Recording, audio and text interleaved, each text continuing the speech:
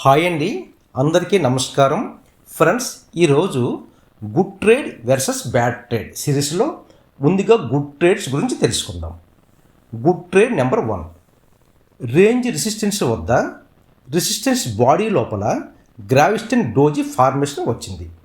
Next candle bearish, opening క్యాండిల్ని cross చేసి hold అయ్యింది. ఇమీడియట్గా పుట్ ట్రేడ్ తీసుకున్నాను. ప్రైస్ 30 మినిట్స్ సపోర్ట్ వద్దకు వచ్చాక ఇండిసిషన్ క్యాండిల్ ఏర్పడింది.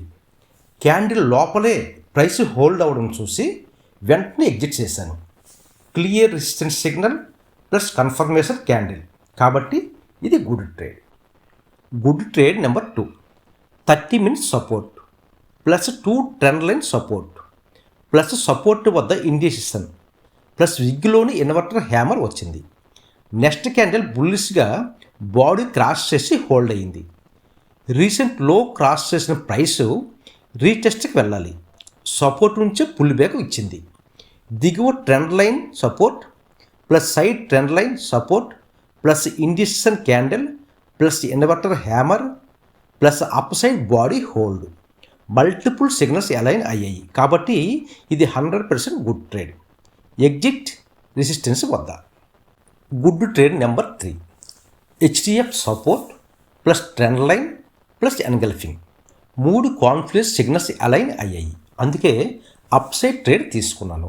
మార్కెట్ సైడ్ వేస్లో ఉన్నందుకే రెసిస్టెన్స్ వద్ద ఎగ్జిట్ చేశాను.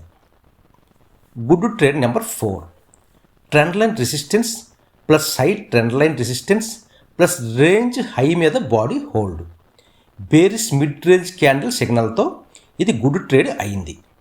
నెక్స్ట్ క్యాండిల్లో పుట్టి ఎంట్రీ తీసుకున్నాను, కానీ సపోర్ట్ వద్ద నుంచే ఇమీడియట్ రిజెక్షన్ రావడంతో కొంచెం ప్రాఫిట్తో ఎగ్జిట్ అయ్యాను.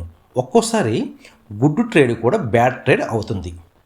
Good trade number 5, range resistance దగ్గర indecision, up side candle previous candle wick లోపల హోల్డ్ అయింది. నెక్స్ట్ క్యాండిల్ ఎన్గల్ఫింగ్ వచ్చింది. ఇలా 3 సిగ్నల్స్ అలైన్ అయ్యాయి.